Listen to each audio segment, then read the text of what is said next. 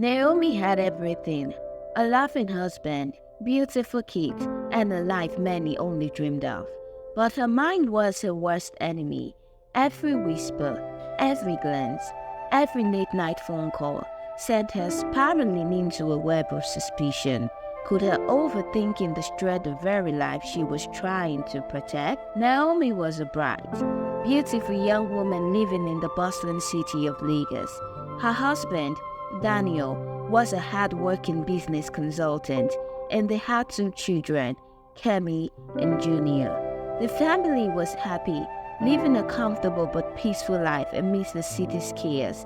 Naomi loved her family, but she had one problem: she overthought everything. Whenever Daniel came late from work, Naomi's mind would race with wild thoughts. She would sit on the edge of the king-size bed in the Eleki apartment, staring at the door, thinking about all the terrible things that could be happening. Maybe he's in an accident, or Third Mainland Bridge, or worse, he's with another woman. The more she thought, the angrier she became. One day, Daniel was late again, but this time, Naomi couldn't hold her thoughts any longer.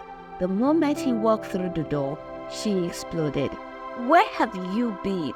Who were you with?" she demanded. Daniel, tired and confused, tried to explain that he had stayed late to help a colleague with an important project at the office. But Naomi wasn't listening. She had already convinced herself that Daniel was lying. The argument echoed through the Ihara's apartment, and even though Daniel slept on the couch that night, Naomi laid awake, overthinking. Days passed, but the tension in the house only grew.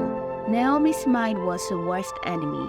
Every time Daniel spoke to a neighbor in the gated community or smiled at someone in the supermarket, she wondered what he was really up to. She started questioning everyone: her friends, her children, even the security guards at the estate.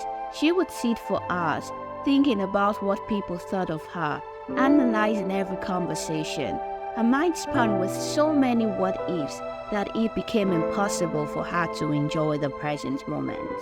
One afternoon, Naomi's best friend, Amina, came to visit. "Naomi, what's going on?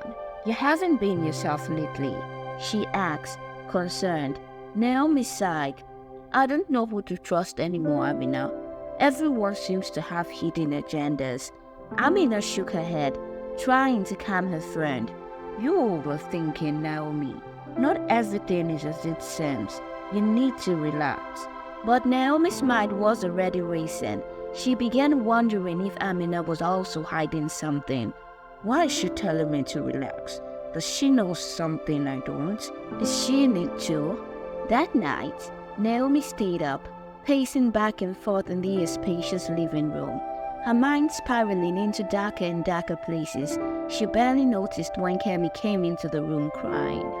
"Mom, why are you and Daddy acting all the time? I miss when we were happy," Kemi whimpered. Naomi's heart sank, but her pride wouldn't let her admit that her thoughts were getting out of control. She hugged her daughter, but said nothing. The next day, something strange happened. Daniel didn't come home at all. Naomi's overthinking reached a new level. "He's gone for good," she thought. "He's left me, left the kids. He's found someone else." She panicked and ran to Amina's apartment in Ikoyi, but Amina wasn't there either. "That's it," Naomi cried. "They ran away together." She rushed to the market, spreading the news of her husband's betrayal. The busy streets of Lagos were filled with whispers as Naomi moved from one shop to another, making accusations. Word spread quickly, and soon everyone in the neighborhood was talking about Naomi's wild claims. But as the sun began to set, Daniel returned, this time with Amina and the estate's chief security officer. They had been planning a surprise for Naomi's birthday, a small celebration at a nearby restaurant in Victoria Island. Naomi froze, realizing the terrible mistake she had made. Everyone stood in silence as Naomi's face flashed with embarrassment. The surprise party was cancelled, and instead of laughter and joy, The evening was filled with awkward stares and hushed whispers. Naomi had ruined everything, all because of her overthinking. From that day, things only got worse. Daniel stopped talking to her, and Kemi and Junior kept their distance. The friends she once had in Lagos stopped calling, and her neighbors in the estate avoided her. Naomi had trapped herself in a cage made of her own thoughts, and the more she struggled to break free, the tighter the cage became. One evening, as she sat alone in her once lively home, staring at the twinkling lights of Lagos outside her window, Naomi realized how her overthinking had destroyed her family, friendships, and peace. But as tears welled in her eyes, a knock came at the door. Naomi hesitated as the knock echoed through the apartment. Her mind instantly went into overdrive. Who could it be at this hour? Is it Daniel coming back to confront me? Maybe it's Amina, or worse, the neighbors coming to shame me again. Her heart pounded as she slowly approached the door. With shaky hands, she unlocked it and opened it just a crack. To her surprise, standing there was Kemi, holding a crumpled piece of paper. Her little face was tear-streaked, her eyes puffy from crying. "Ma'am, can I come in?" Kemi's voice was small, almost a whisper. Naomi stepped aside, letting her daughter in. Kemi sat on the edge of the sofa, clutching the paper tightly. Naomi felt her stomach twist. "What have I done to my family?" she thought. Kemi looked down at the paper in her hand. I wrote this letter for you. I don't know how to say it, so I thought writing would help." She handed the letter to Naomi, her hands trembling. Naomi unfolded the paper, her eyes scanning the words written in Kemi's messy handwriting. As she read, her heart broke, piece by piece. "Dear Mom, I miss you. I miss when you used to laugh and play with me and Junior. Now, you were always angry, and I don't know why. I'm scared that you don't love Daddy anymore, or us. You always think something bad is happening, but I don't see it. I just see you getting sadder every day. Daddy tries to talk to you, but you don't listen. We all love you, but it feels like you don't love us back. Please, stop thinking so much, Mom. We just want a happy family again. Love, Kemi." Naomi's vision blurred as tears spilled onto the paper. She sat there next to Kemi and pulled her daughter close, holding her tightly.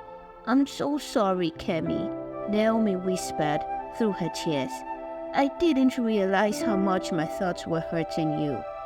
Kemi hugged her mother back, but the weight of Naomi's guilt felt unbearable. How had she let things get this far? She had pushed everyone she loved away, blinded by her own insecurities and fears. Just as Naomi was about to speak, the door creaked open again. Daniel walked in, his face weary.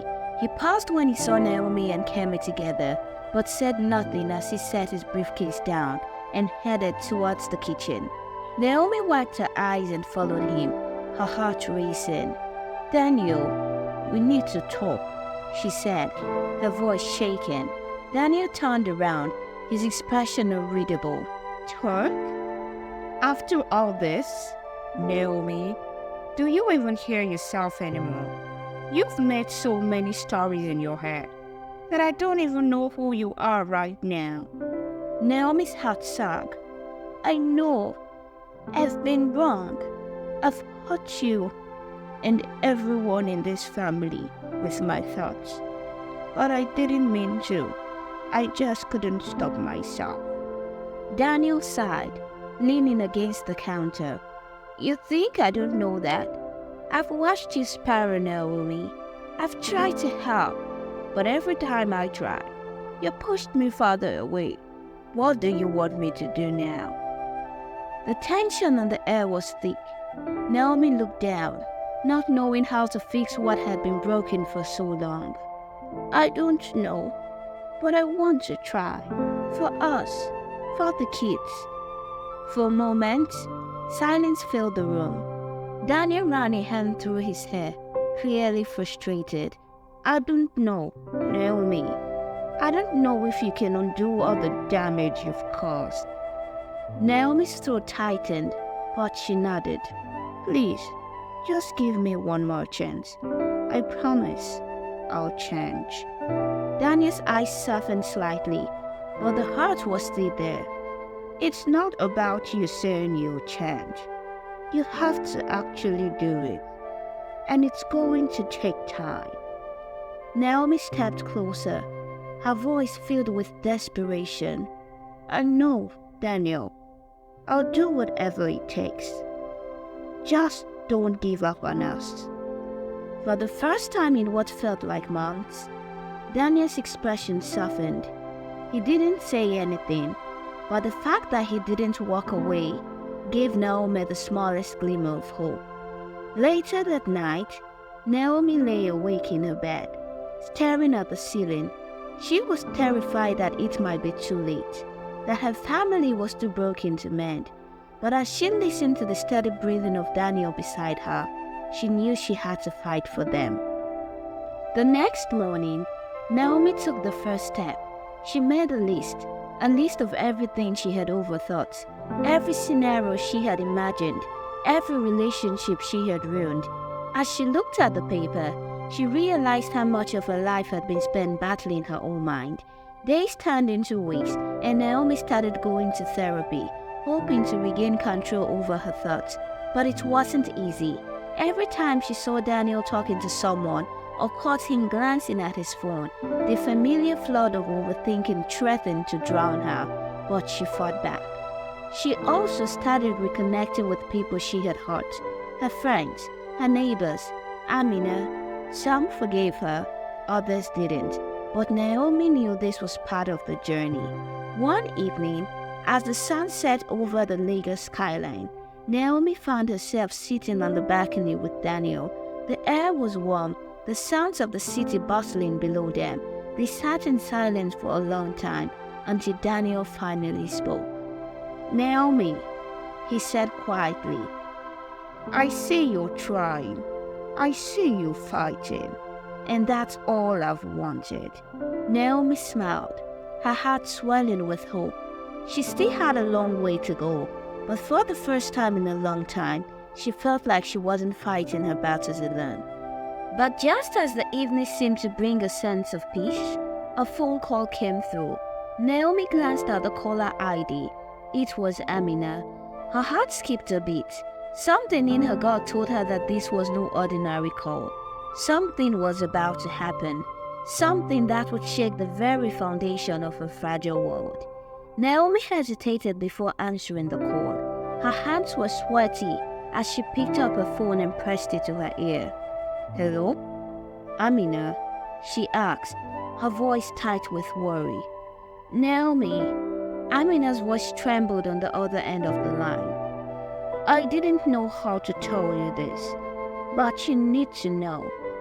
Naomi's heart raced. What is it, Amina? Please, just tell me. There was a long pause before Amina finally spoke. I overheard something today about Daniel. I don't want to cause more problems, but I think you deserve to know. Naomi's mind began spinning, but this time she fought the urge to jump to conclusions. She had promised herself that she wouldn't let overthinking take over again. What do you mean? What did you hear? Amina's voice dropped to a whisper. I was at the mall, and I saw Daniel with a woman. They were talking, and it looked intimate. I didn't want to believe it, but it didn't look good, Naomi. Naomi felt her throat tighten, her grip on the phone tightening as well. Amina, are you sure? I've been working on myself, trying to stop jumping to conclusions. I can't afford to make another mistake like before. I know, Amina replied, and that's why I didn't want to tell you. But I couldn't keep this from you. You need to ask him directly. Naomi's mind was a whirlwind, but she forced herself to stay calm. Okay, thanks, Amina. I'll talk to him. After hanging up the phone, Naomi sat there, staring at Daniel across the balcony. He was leaning back in his chair, scrolling through his phone, completely unaware of the storm building inside her. She had come so far, rebuilding the trust she had shattered with her overthinking. But now this? Taking a deep breath, Naomi stood up and walked over to him. She wasn't going to let her thought destroy her again. She had to face this head on. "Daniel, we need to talk," she said, her voice steady, though her heart was racing. Daniel looked up, surprised by the serious tone in her voice. "What's going on?" Naomi hesitated for a moment before she spoke. "Amina called. She said she saw you with another woman today. It looked suspicious." Daniel's eyebrows furrowed. "What are you talking about? Amina saw me?" "Yes," Naomi replied, watching his every move, trying to gauge his reaction. She said it looked intimate. Daniel rubbed his forehead, looking frustrated. "Naomi, I thought we were past this." "I know," Naomi said quickly. "But I'm not accusing you. I just want to understand what's going on." Daniel sighed, leaning back in his chair. "That woman Amina saw was a colleague from work. We were discussing a project, that's all. Nothing more." Naomi's heart calmed slightly, but a doubt still lingered. "Are you sure? I don't want to go back to the way things were, Daniel. I don't want to lose everything again." Daniel looked at her with a seriousness she hadn't seen in a while. "Naomi, I'm telling you the truth. You've come so far, and I've been trying to be patient. But if we keep going back to this place of mistrust, we are never going to move forward." Naomi swallowed hard. She could see the exhaustion in Daniel's eyes. He wasn't just tired from work. He was tired from constantly having to defend himself for her suspicions. "I believe you," she finally said, her voice soft but firm. "I'm sorry. I've been trying so hard to change, but it's difficult." Daniel stood up and walked over to her, gently placing his hands on her shoulders. "I know it's hard, Naomi, but we can't let other people or our own fears tear us apart. You have to trust me." Naomi nodded, her eyes filling with tears. "I'll try, I promise." As the evening wore on, Naomi felt a sense of relief wash over her. She had faced the fear, confronted Daniel, and believed in his honesty. But just as they were about to sit down for dinner, Daniel's phone buzzed on the counter. Naomi glanced at it, her chest tightening as she saw the name flash across the screen. Tayo. Daniel quickly picked up his phone, his expression unreadable. He turned away from Naomi as he answered. "Hey, yeah, I'm still at home. I'll meet you later." Naomi's mind instantly raced, her heart pounding in her chest. Who was Tayo? Why was Daniel suddenly secretive again? She had just promised herself to trust him, but now her thoughts were spiraling once more. As Daniel hung up the phone call, Naomi couldn't stop herself. Who was that? Daniel hesitated for a moment, his jaw tightening. It was just work. We have some late meetings coming up. Naomi's stomach dropped. There it was again. The doubt, the suspicion. Was she overthinking, or was there something more to Daniel's secretive behavior? She didn't know what to believe anymore, and the weight of her thoughts threatened to consume her once more. But this time, Naomi didn't comfort Daniel. She didn't explode. Instead, she sat quietly, watching him from across the table, her mind swirling with questions she wasn't sure she wanted answers to. The night passed uneasily, and the distance between them grew once more. As Naomi lay in bed staring at the ceiling, she realized she was standing at a crossroads. She could either trust Daniel and continue on this path of healing, or she could let her overthink and destroy everything all over again. And this time, the consequences might be more devastating than she could ever imagine. Naomi lay awake long after Daniel had fallen asleep. His steady breathing filled the room, but her mind wouldn't rest. The name, Tayo, echoed in her thoughts. Who was she? Why had Daniel suddenly become secretive again? Naomi felt the urge to confront him immediately. She had promised herself that she would trust him, that she would change, but the familiar feeling of doubt crept in, gripping her heart. The next morning, Daniel left early for work. He kissed her on the forehead before slipping out the door, leaving Naomi alone in the quiet apartment. She stared at the empty space where he had been, feeling a knot tighten in her stomach. She wanted to trust him, but something about the core didn't sit right with her. Unable to shake the feeling, Naomi decided to do something she had promised herself she wouldn't do anymore. She reached for Daniel's laptop, which he had left on the dining table. Her fingers hovered over the keyboard, hesitating. Was she really going to snoop through his work emails? Her heart raced as her thoughts battered each other. What if you find something? What if you were wrong? Finally, she opened the laptop, typing in the password she knew all too well. The screen lit up, and she quickly navigated his email account. Her heart pounded as she scanned through his inbox, her eyes darting from one email to the next. Everything seemed normal.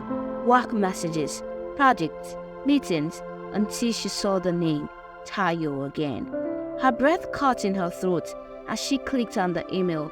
It was a short message, just a few lines, but it was enough to send her mind spinning. Hi, Daniel. Looking forward to our meeting later. We need to discuss the details privately.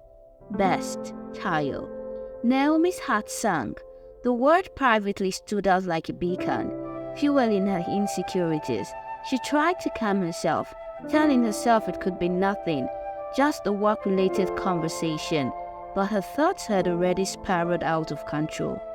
For the rest of the day, Naomi couldn't focus on anything else. She paced the apartment, replaying every interaction with Daniel over the past few weeks. Was he really just busy with work, or was there something deeper going on? Every time she tried to convince herself that she was overreacting, the doubt crept back in. That evening, Daniel came home later than usual. He seemed distracted, barely making eye contact with Naomi as he set his things down and headed straight to the shower. Naomi watched him closely, her mind buzzing with questions. She wanted to confront him, to ask him about Tayo, but part of her was terrified of what he might say. After dinner, as they sat together in the living room, Naomi couldn't hold it back anymore. Daniel, who is Tayo? She asked, her voice steady but strained. Daniel froze, his expression unreadable. He turned to look at her, his eyes narrowing slightly. Why are you asking about Tayo? Naomi swallowed hard. I saw her name on your phone, and I found an email from her. She said you'll be meeting privately. I just need to know what's going on. For a moment, Daniel said nothing. The silence stretched between them, thick and heavy.